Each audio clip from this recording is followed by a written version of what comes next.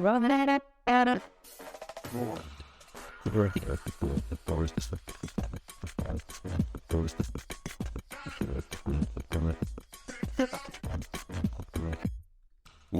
Out of the Box with Christine, the podcast for conscious entrepreneurs.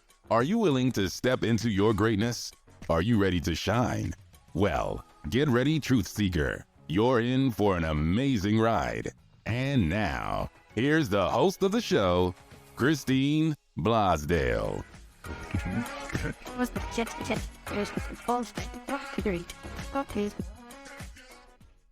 Welcome back to Out of the Box with Christine. I am your host, Christine Blasdale, your expert authority coach, helping you and your business get the attention you deserve. And I am super excited today to have someone who I feel is a bit of a kindred spirit. This gentleman is a business strategist and advisor, and is an expert in ChatGPT and in advising entrepreneurs on how to increase their business and their sales, but also speaks quite often on podcasting and revenue. And I have a lot of clients who are coaches, authors, entertainers who are, it's like, I want to get a puppy. I want to get a podcast. I want to have a podcast now. And maybe they don't understand the whole thing about podcasting, but also the biggest issue is that when someone creates a podcast, the big question is, how do I make money off of this thing? And so I'm really happy to have joining me today, Joseph Haecker. Again, he's a business strategist and advisor, and we're going to be talking about all things relating to podcasting, bringing in revenue and downloads if you need them, what they're about, all that good stuff on Out of the Box with Christine. Welcome, Joseph. Hi, Christine. Thanks so much for having me. Absolutely. So, I in that little introduction there, was talking about the frustration that a lot of people, especially folks who are just starting out and they create a podcast, either for their business or to market themselves in the world and to get the word out on their services or the things that they provide the world. And the biggest question that I get is, how do I make money with this thing? How do I make money with this thing? And I always say, well, you've got 2 episodes up, so let's slow down a little bit. But can you talk about how you got into podcasting and your relationship right now with your clients on helping them get some revenue through podcasting? Yeah, well, I would say I just saw a Facebook post today, and I hate when I see these because I'm roped in every time. Somebody said, "Hey, I'm new to podcasting. How much money am I going to need to spend to start my podcast?" And right away, people started jumping in. $1,500. Oh, it depends. And you're just going to spend your life savings because you need to go get a job. And oh my God, I want to strangle everybody there. First of all, if you're brand new to podcasting, bust out your iPhone and get started now. Hit the record button and start recording using your iPhone. You don't need anything more than your iPhone and the earbuds that come with your iPhone. Get started now. Second, I always equate to making money like karaoke. Christine, do you karaoke? Oh, yes, I do. Okay, you know what? You're rare though, because as much as I podcast, as much as I stand up on stage and I talk to people, and I just was at an event in New Orleans, karaoke scares the crap out of me. That is a degree of vulnerability, and it is not my jam. And I say the same thing about podcasting. If you're willing to take up a microphone in the first place, and you're willing to dive in on a subject, whether it's your niche, whether it's something that's passionate to you, you're an expert, topic or whatever, the fact that you're willing to do it sets you apart from 99.99999% of other people. So if you are not hearing a podcast in your industry or in your niche, the fact that you're willing to do it is worth money. Now, the way that I say is go get a friend who owns a company, let them let you borrow their URL and their logo and put it on there as though they are a sponsor, as though they paid. show future sponsors what they would get. And then I charge $3,800 for a 6 episodes spot. And this is a quick little shout out and a little a web link in my descriptions. $3,800 for a 6 episode spot. I do a pilot, and then I get those around, see how that tested out. I do a 6 episode series, an 8 episode, 12, and then 22 episode if it's stuck. But I charge right away. You should too. Do not wait. You do not know who would be willing to pay. You just haven't asked. So ask. So I'll kind of cannonballed into the episode there, but No, I love it. I love it. yeah, go charge. We're on a podcast right now. We're willing to do this, so we're the crazies. We're the crazies. We Are are. willing to do this, and this is worth something. This used to be radio. I grew up with Kevin Dees, Rick Dees' son from Kiss FM. Those guys made an entire living out of doing the same thing we're doing now. It's the same thing. And it cost a lot more back then. You know, I'm a radio head from way back 20 plus years at a major radio station in Los Angeles, and then also doing work in New York and DC. And it's expensive. Radio is expensive. And with technology now, this is the thing is that I tell my clients as well, is that with modern technology, you can create a podcast / vodcast, which is what this is, right? People can listen to this on Apple Podcast or Spotify, but they also can watch it on YouTube because video is king, queen, wherever you're sitting. But the thing is that technology has afforded us this ability to create content and to affect people's lives. You know, I'm in Australia and you're there in the United States, and we're having a conversation that is going to inspire people and motivate them to do something. So we have so much power at our fingertips, whereas back in the day, you would have to have a $2 million studio, you know, you'd have to have a board operator, you'd have to have a mixer, you'd have to spend so much money to get the word out, to have interviews like this, or to just talk about tips and life experiences, stories, leaving a legacy. You had to spend a fortune. And this is the same thing when it comes to publishing. And I know you're an absolute expert at publishing on Amazon and using AI technology as well to help you with that. But you don't have to go to a major publisher. You don't have to hope that, Random House is going to offer you some crazy publishing deal and give you 2 pennies per book. You can actually self-publish. So we're living in really amazing times right now. And you're right. It's encouraging people to do it and just do it. And yeah, go ahead. The equipment's one thing. I don't know the dates, but like people had access to ham radios. Ham radios gave way to radio networks. Radio networks opened up the doors for all kinds of different stuff, but you still needed access to that antenna. Like you couldn't. So even if you had the equipment, you still needed the time on air, and that was very limited. In 2017, I went live for the first time on Facebook. I went on a rant. For those that are going to see it, I've got a tattoo on my wrist. It was my talk show, Design Talk Live. My first episode was F the Trends. I had maybe 1,200 followers on Facebook. Maybe.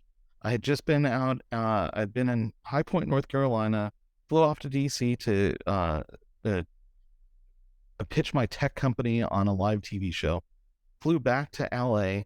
I was waiting to go to my hotel, and all these designer friends of mine were talking about the trends.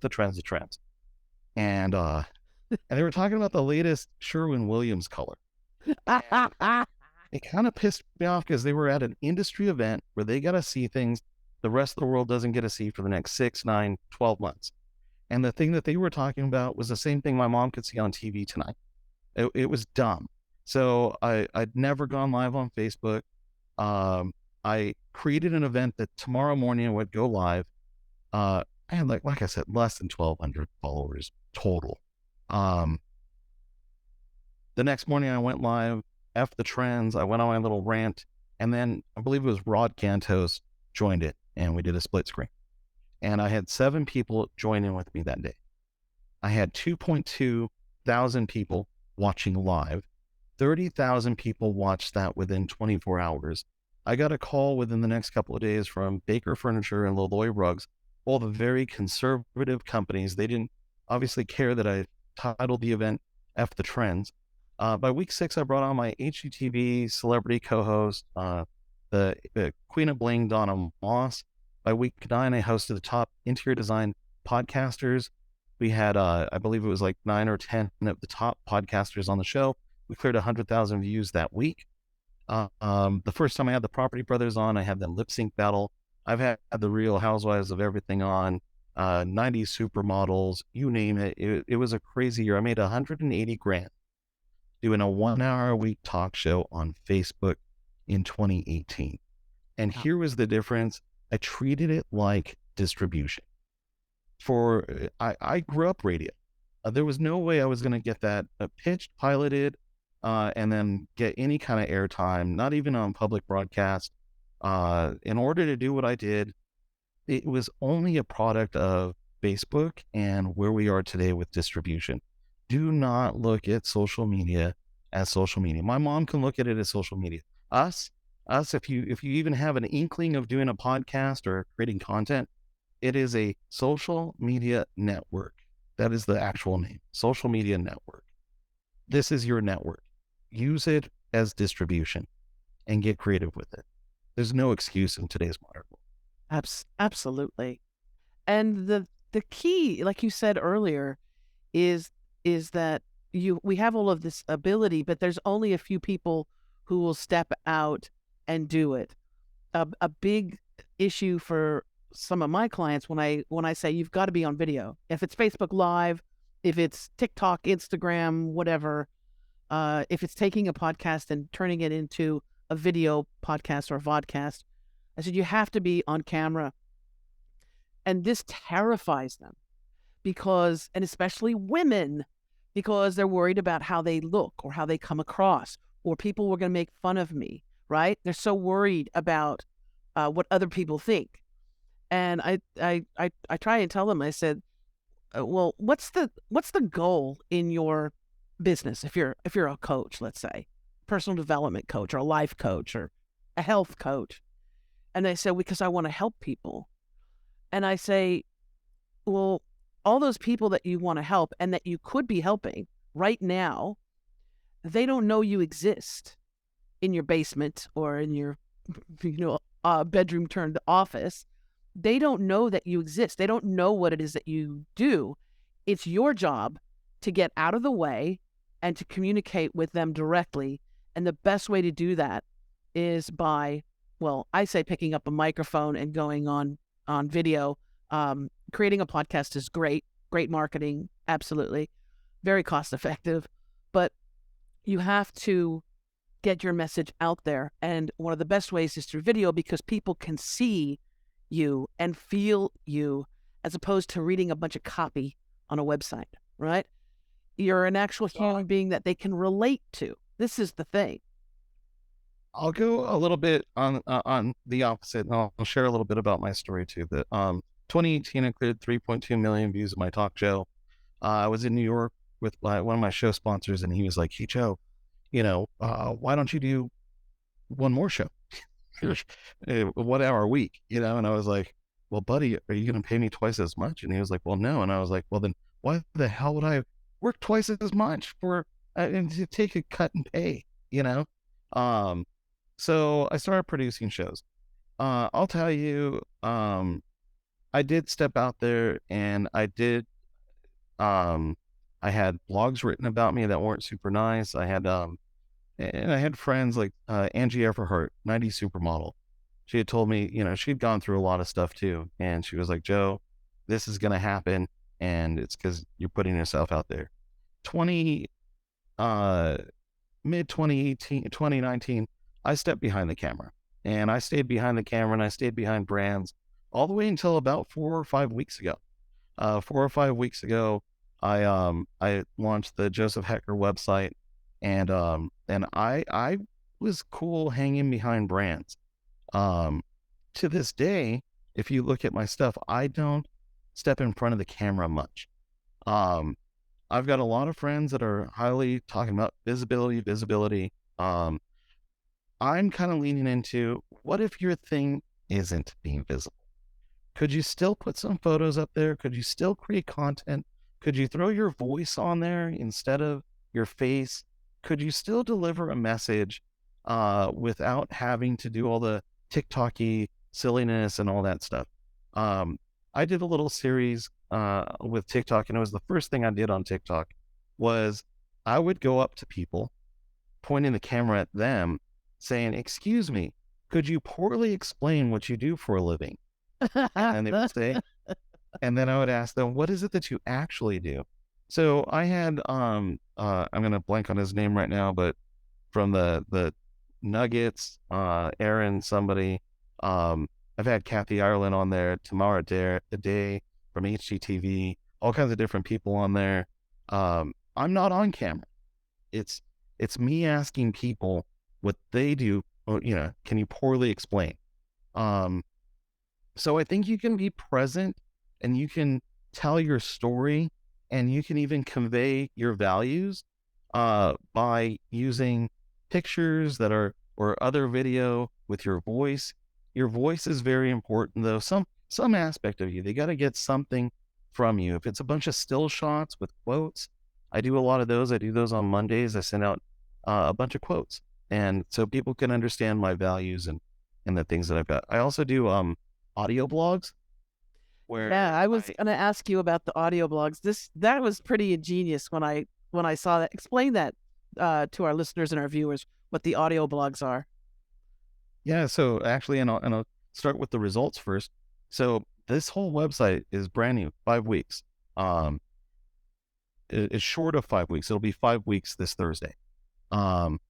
And we're getting, on average, the time on site is 22.53 minutes. You know that your average time on site is usually less than 2 minutes. Yes. So what I did was I used ChatGPT to write blog posts. Then I took those blog posts, I brought them into SpeechLO, which does text to speech, and I cut an intro. Hey guys, this is Joseph Haecker, and you're listening to audio blogs, where we feature blah, blah, blah, blah, blah. So they get to hear me, and then it cuts to a robot voice, and the robot voice reads the blog. And then it cuts back to me. Hey guys, thanks for listening to another episode of audio blogs, blah, blah, blah, blah, blah. And then I close out the episode. And so those audio blogs, people are able to listen. And if you think about it from a psychological standpoint, do I have time to read? Well, maybe not. But do I leave my apartment here in downtown Denver without an earbud in and a podcast in my ear? I've got all these blogs that people can listen to. They just pop in an earbud and go. Simple. Okay, question though, because this was the question that came to my mind, because I'm a producer and a podcaster and a coach. Is the only place that they can listen to the audio blogs by you, is it only on your website, or do you have it as a podcast? I do not have it on a podcast. I am a stickler for driving people to my website. Yeah, well, it's great. No, it's a great technique. It really is. Yeah. So I do put them on TikTok to get people out there, but I do cut them down. And where they listen is on my website. Wow. That is really great, because also you're driving them to your website. You're holding them for, not holding them hostage, but you're captivating them for 20 something minutes, right? And so that also helps your SEO, I would think. Like it would help your Google, whatever, the whole algorithm that is out there, because you're right. When you look at the estimated average time spent on a website, it's enough to go main page, look at the pictures. They go to the about section usually, right, to find out about you, and then they're gone, right? Or they might check out your services and things like that. If you've got a video that plays, I try and do that on quite a few of my pages, is to have a video start playing. But 20 something minutes is a long ass time to have somebody on your website. And here's the other trip part of it. There is not a big giant button when you land on the website that takes you to my audio blogs. You have to go to the blog. There is words with a headphone that says, do you want to listen to these? Or you have to click on the blog to see that you can listen to it. And so this week I've had 933 site sessions, 555 unique visitors, 2,351 page views. My bounce rate is 52%, which isn't spectacular. So yeah, these are my numbers on a 5-week-old website. My 5 weeks, and yeah, and no advertising or anything like that. No ad dollars at all. Brilliant. Oh, we gotta talk. I love one of the things that you have on your website and why I was like also I have to have him on the show is the phrase downloads don't mean shit. Start earning now. So can you expand on that? Because so many people are like, oh, I don't have a lot of downloads. Or like if you're starting out and you're trying to get traction and let's say you're going after like a big guest or, a tall ask. The first question is, how many downloads do you have? Right? Can you talk about that? Because that is something that a lot of people worry about. I'll ask a simple question. When was the last time you downloaded a podcast? Downloaded? Yeah. And just by your response, oh my God, right? Yeah. I don't. If I'm jumping on an airplane, I will download podcasts for the flight. That is the only time that I download a podcast. Otherwise, I just go to Spotify and I hit play. Right. So and a lot of and just recently you're starting to see some of the play metrics, but that doesn't tell you, like Facebook at least tells you they played for 3 seconds or they played for more than 30 seconds. They don't even give us those numbers on any of the statistics. You have to run it through other filters to try to get any qualitative data. So that download myth is a myth. And I just want to, I was just at Podcast Movement. We did a kickoff thing for the event that's coming up. And I'll tell you, I just want to shake people. That is not the metric. That I don't care about that metric. Here's the trick to my podcasting. And I do several different podcasts. I do the Joining Crowd Business podcast. I do Startup Ecosystem, No Stupid Questions. I was doing the Ops Desk for the trade association I just stepped down from. And then I also white label podcasts for other companies. Here's the thing, and here's my trick. When I'm done with the episode, I take the audio, I throw it into a video. I either add a moving logo so that, people can see that it's a video, but they quickly learn not to stare at it. So they can listen to the podcast on anything. I send you an MP4 and an MP3 copy. I don't send you the Spotify link. That's only good for Spotify. It does me no good at all. And I'll tell you how this works. I did episode 5 of the Joining Crowd Business podcast. And I had this guy, Curtis Ingalls. He's the crapper king. He is the only guy in North America with the stomach for refurbishing used porta potties. And so I was strangely excited to have this guy on because that just sounded gross. Yeah. And, who doesn't like poopy jokes? So I thought this was going to be awesome. We cut the podcast. He had never been on a podcast before. So it wasn't like he was, known to be on podcasts and that whole thing. Cut the podcast. I sent him the episode. I threw it on my stuff. Now the Joining Crowd Business podcast tracks back to my digital business card platform. Within 7 days, I had 383 new porta potty related businesses sign up for my digital business card platform. So do I care that anybody is listening on my Spotify? Those are my friends. I don't care. I gave him the video. He put that in front of his network. He diced it up and threw it on his Instagram and Reels and whatever he did with it. Whatever he did with it brought me 383 paying customers. Wow. Oh, I love that. Okay. Yeah. I love that. So we have it all wrong.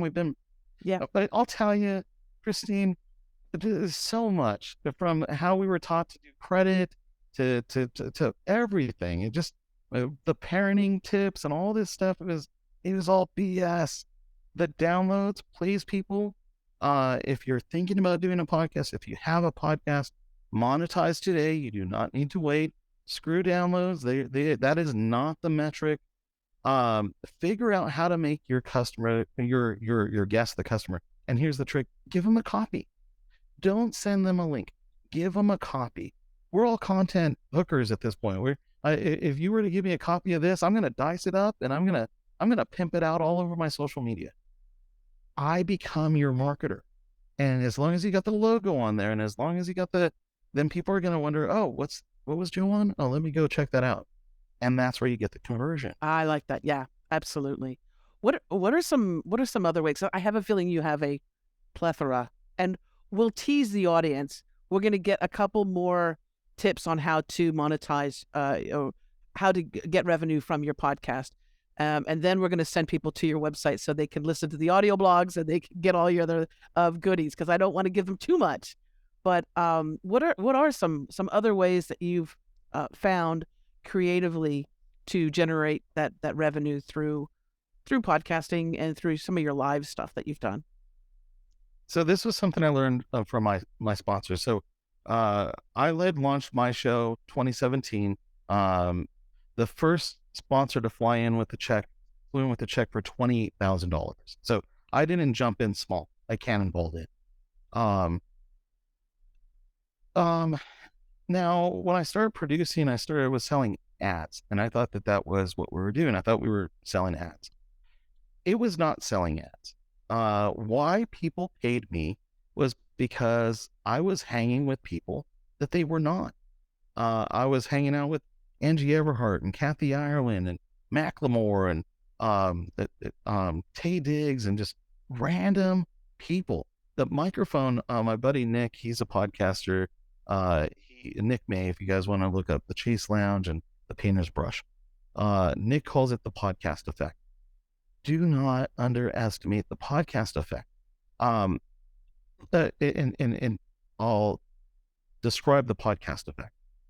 Let's say I were to call up Michelle Obama. Say I got 2 seconds of her time, and I called her and I used that time to try to sell her on this thing. Hey, here's this thing I've got to sell. She's probably going to hang up right away. But if I ask her, would she want to be on a podcast? She might say, what's the podcast about? It's about whatever you want to talk about on my podcast, or it's about this specific thing. Well, that she might be interested in. That she might put over to her admin. Her admin would put that on her calendar. She's probably going to ask you how long it's going to take and, that sort of thing. It's going to be on her calendar. She's going to get the reminder. She's going to be a little nervous that day. She's going to have to, oh, shoot, I got that podcast in 10 minutes, Once it's done, as long as it went easy, she's going to be like, hey, that was easy. She's going to wonder when it's going to come out. When you send her the copy, she's going to then share it. She's going to hear from a friend, oh, hey, I heard your podcast and you said this thing. You're top of mind, top of mind, top of mind, top of mind. That is the podcast effect. The fact that you're able to go on Instagram and hit up a celebrity or hit up a person you have no business talking to. It's because you've got that microphone that you're able to put your foot in the door. Now, salespeople and Pepsi Cola and major corporations, they can't do that. Calling a person and saying, hey, hitting them up on Instagram. Instagram's a great place to hit up celebrities. Hit them up. A lot of times they manage their own account and ask them to be on their podcast. That is the podcast effect. And that is the value that you bring, because how else are you putting that foot in the door? Absolutely love it. Absolutely. And it does. And people, and you'd be surprised, because so many people think, oh, that person's too famous, or they wouldn't be interested in. You never know. Also, you never know who's listening to you. Way back in the day, there was this thing called America Online. And it was the thing. It was it. That was it. You had to listen to that horrible little, before you got onto America Online. And then you heard that, "You've got mail." Well, I wrote a column called The Daily Fix.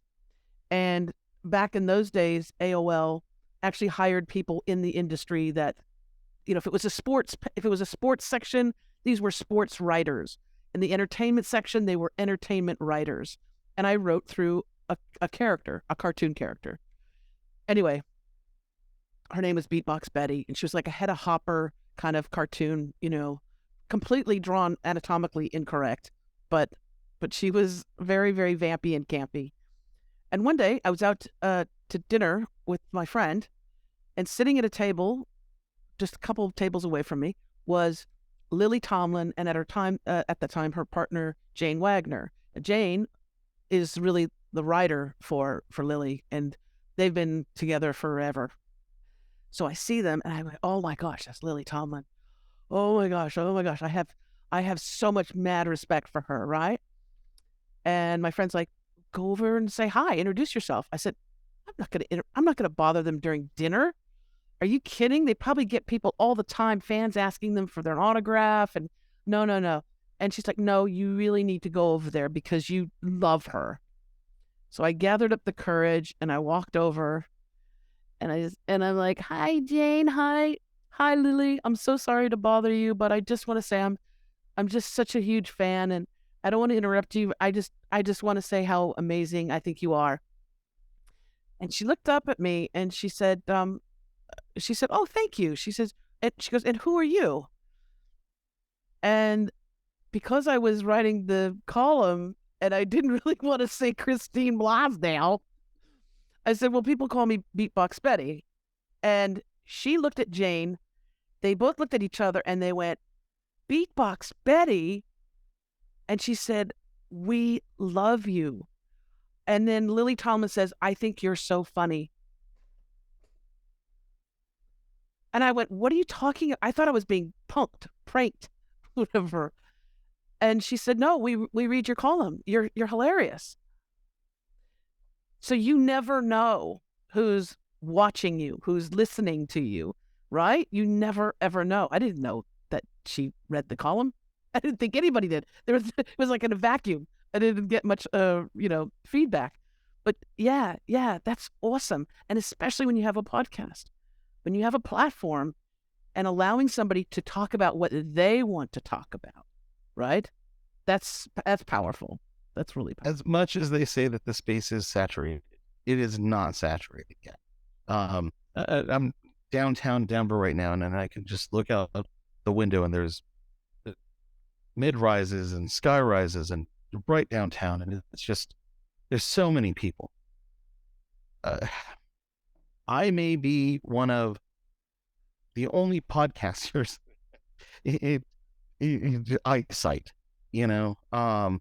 it is, again, I go back to, like, please, like, if you've taken up the microphone at all, there is a value in that. Do not wait for the downloads. Do not wait for you don't know who's interested in listening to what you're listening to, or what you're putting out there, but put it out there, and charge for that. Don't wait. You don't need to wait for anything. There's again, go get somebody who's willing to let you say, Bob's Auto dealership down the street, whatever. It's a friend of yours. They're not paying anyhow. So, put it on there, and then, and then put on your website how much you charge for that. And then people can say, "Okay, now I see what I get for that." And that's all you need. Then go sell it. Call up people and hit them up. Go pester them on LinkedIn, whatever you need to do, but go get your money. I love that. And you do, and you know what? You deserve to be paid. This is the same thing I say for coaching clients who are in spirituality and personal development as well, is that you deserve to be paid. It's energy. It's an exchange. And I also believe that. I don't believe in the scarcity mindset model of, oh, but there's not enough to go around. Baloney. Think about also doing joint ventures. Join up with someone who you can complement. One superhero is great. Batman alone is awesome. Superman, yeah, cool. But when you have the Marvel, the team that can come in together, the audience gets something so different than just you alone, right?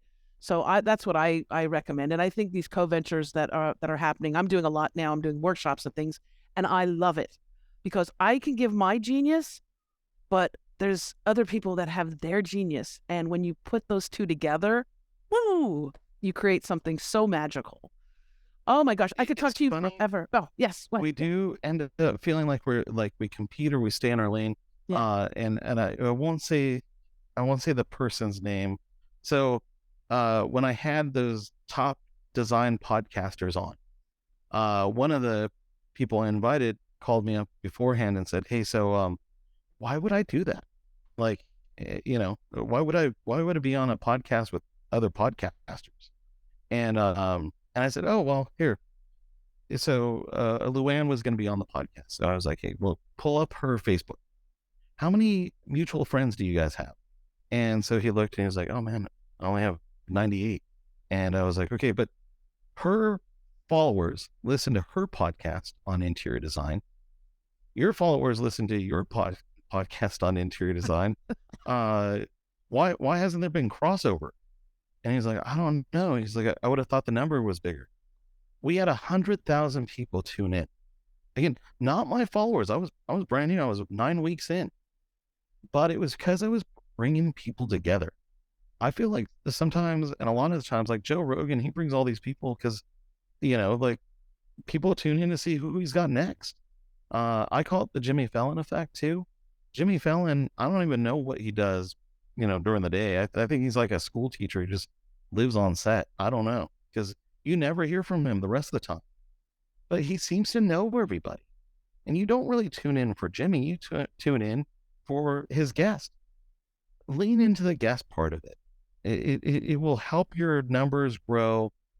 Lean into that. You've got people here locally, like that guy, Curtis Engels, who was the Crapper King.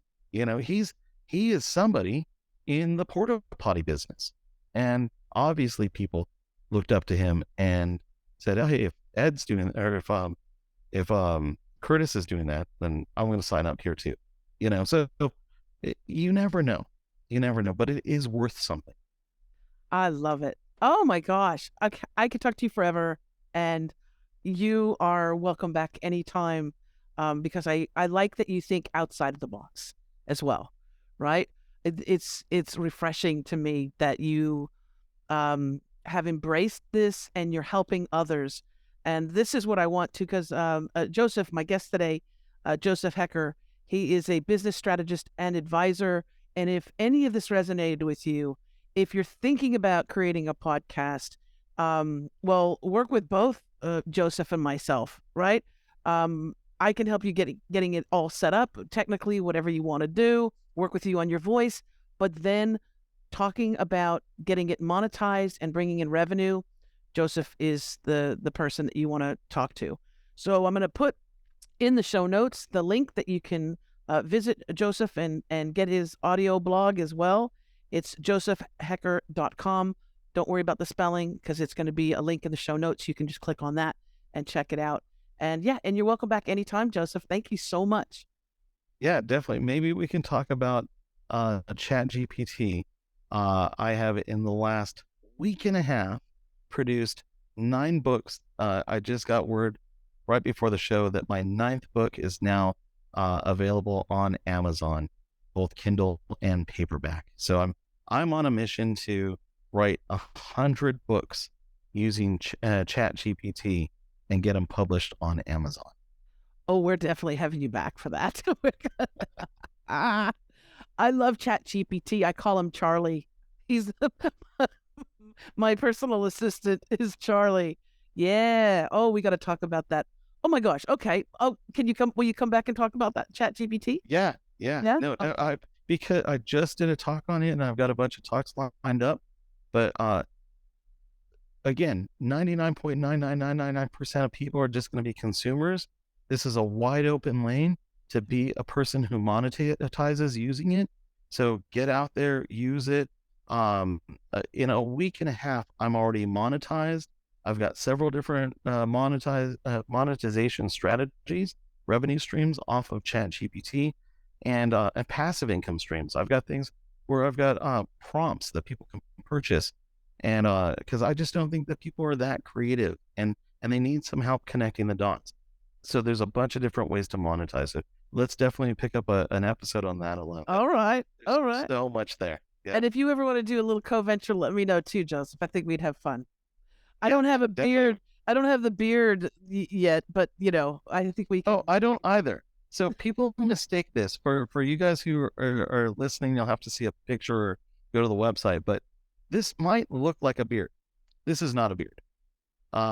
This is lack of shaving. Well, I like it. I like it.